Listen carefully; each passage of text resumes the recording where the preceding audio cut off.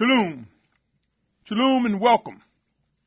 This is Endtime Reflections.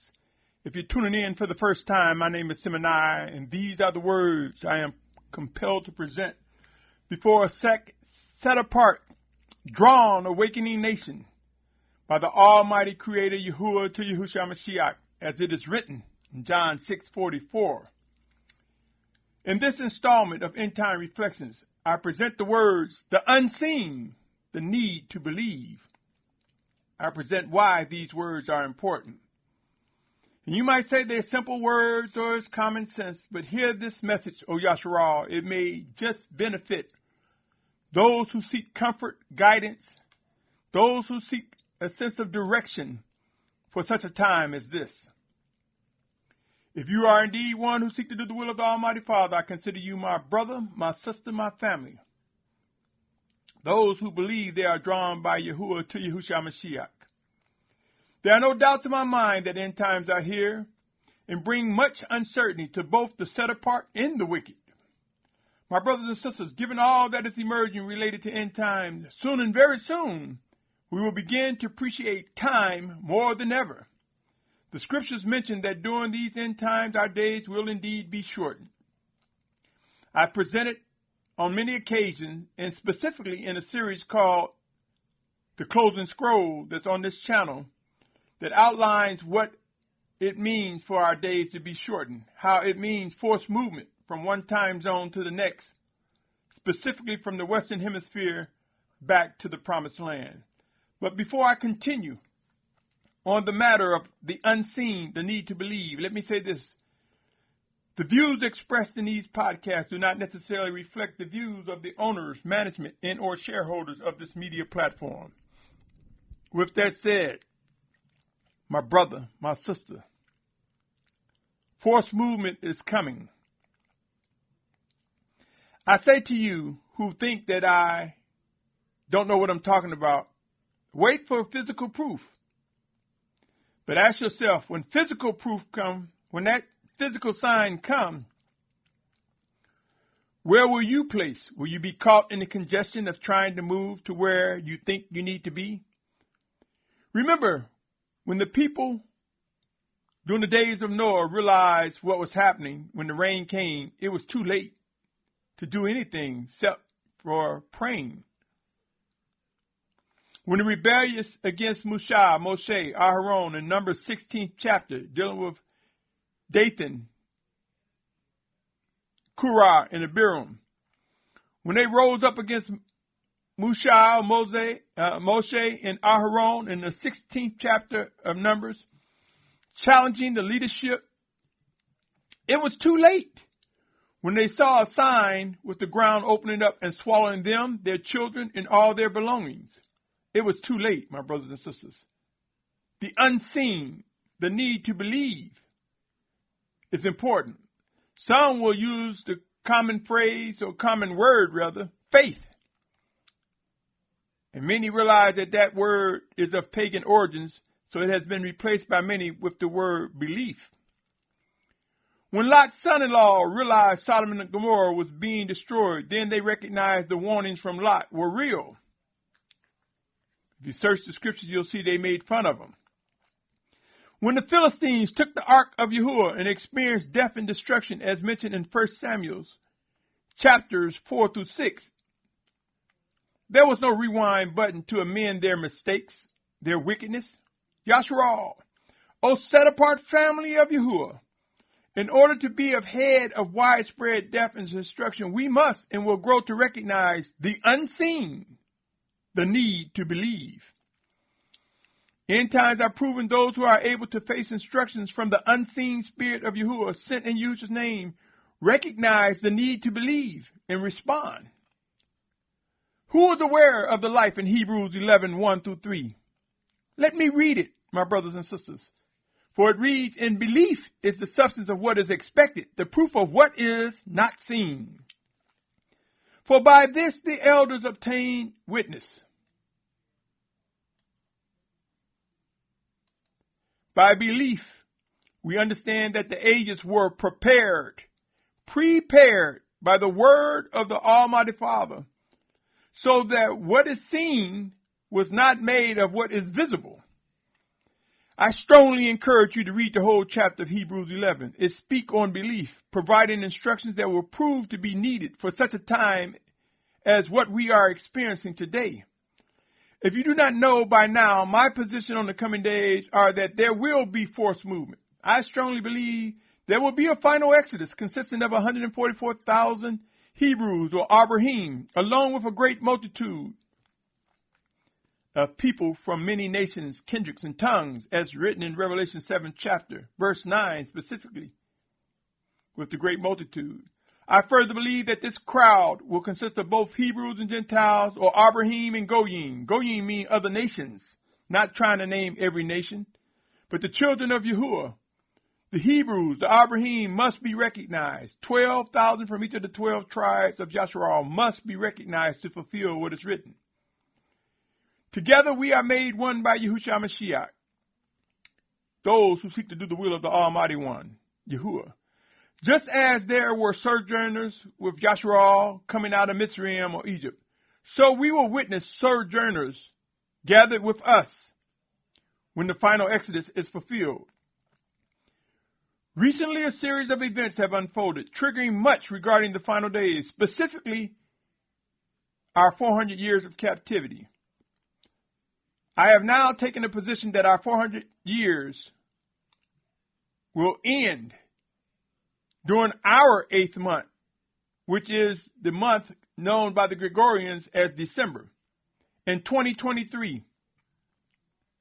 I believe that so strongly that I will present a series dedicated called From Four Corners, the Final Exodus, Countdown 2023.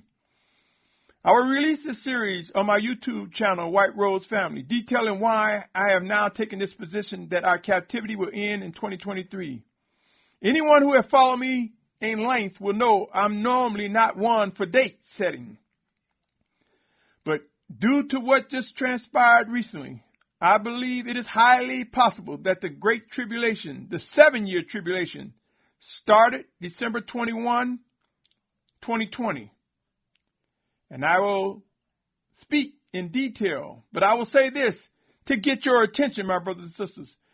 Just as there was a great star during the birth of our deliverer, our Savior, Yahusha Mashiach, Yahuwah's word manifest before us, just as there was a great star marking that deliverance chapter was being fulfilled, I believe that the great conjunction that just recently occurred on December 21st, on December 21st of this year, which was actually our 8th month, my brothers and sisters, I believe that great conjunction marked the beginning of the Great Tribulation. And if you research information about it, you would see 1623. And 400 years from 1623 would put us at 2023. I will speak more in detail of why I'm convinced and compelled. The article just confirmed. The article just made mention. But there were many things that led to me taking that position, O Yashar'al. Just as there was that great star then, we see it occurred recently, marking the beginning of our deliverance. My brothers and sisters, I will be explaining more in that series. But as for now, the unseen, the need to believe. You see, though man have tampered with the calendar, they cannot tamper with the moon, the planet, the sun, the stars. Make no mistake, my brothers and sisters, end times are here. It would be wise to begin, if not already, establishing strong positions of belief. It would be wise to accept that the unseen, the need to believe, is necessary. Let me read another portion of Hebrews 11 chapter, which speaks on belief. That is the 6th and 7th verse of the 11th chapter of Hebrews. It says, but without belief, it is impossible to please him.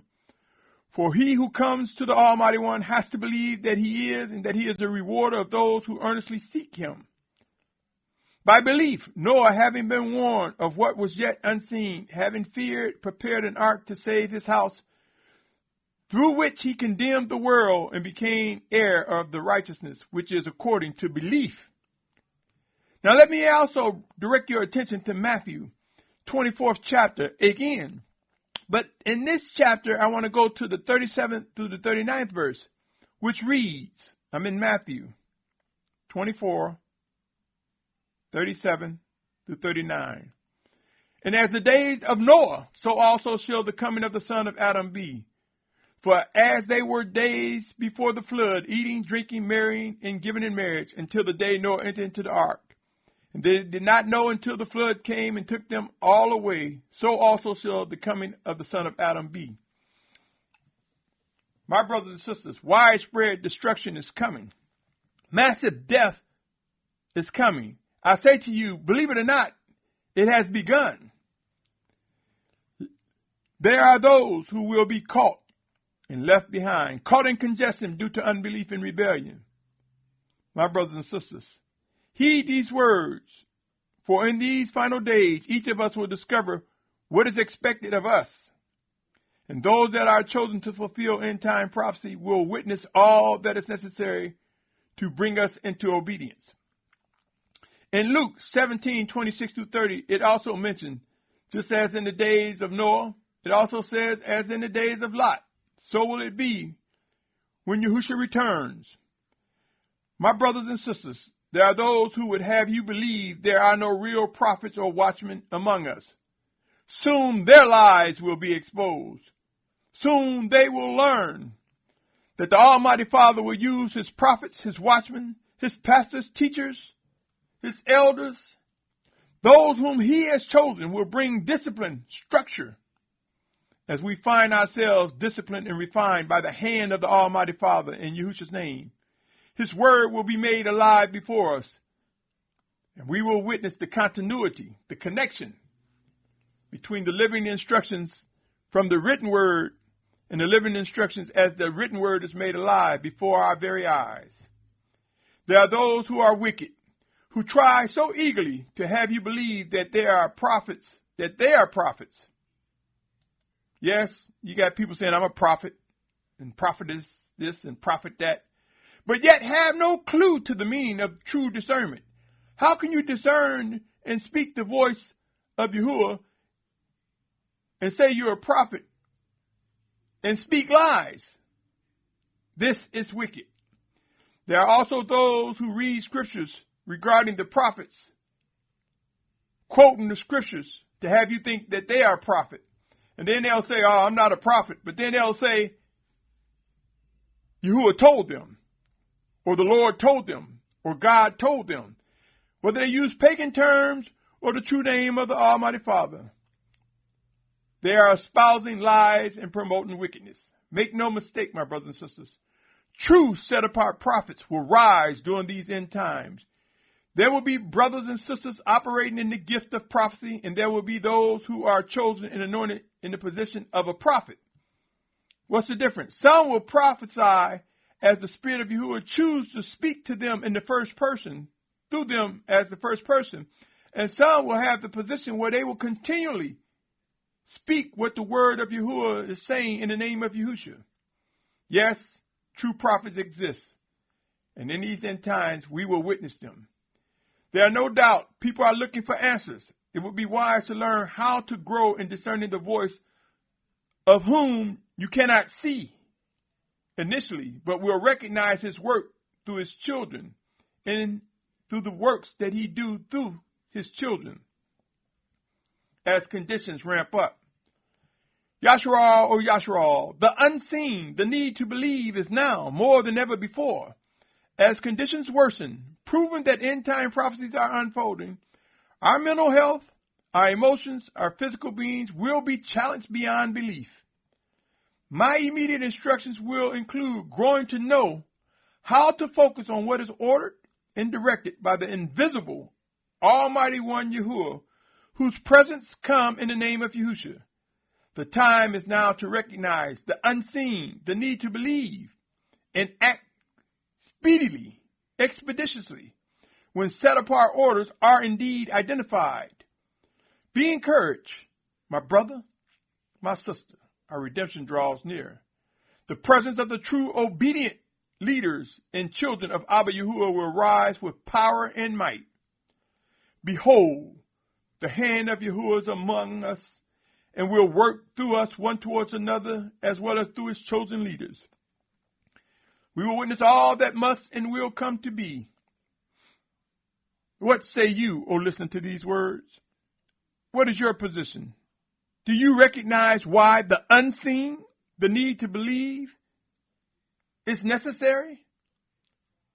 Stay tuned, my brothers and sisters. There is so much more to come. So much work to do. So much to look forward to as our redemption draws near. So I say to you, my brother, my sister, until next time, I bid you much shalom. Shalom, my brothers and sisters. Shalom.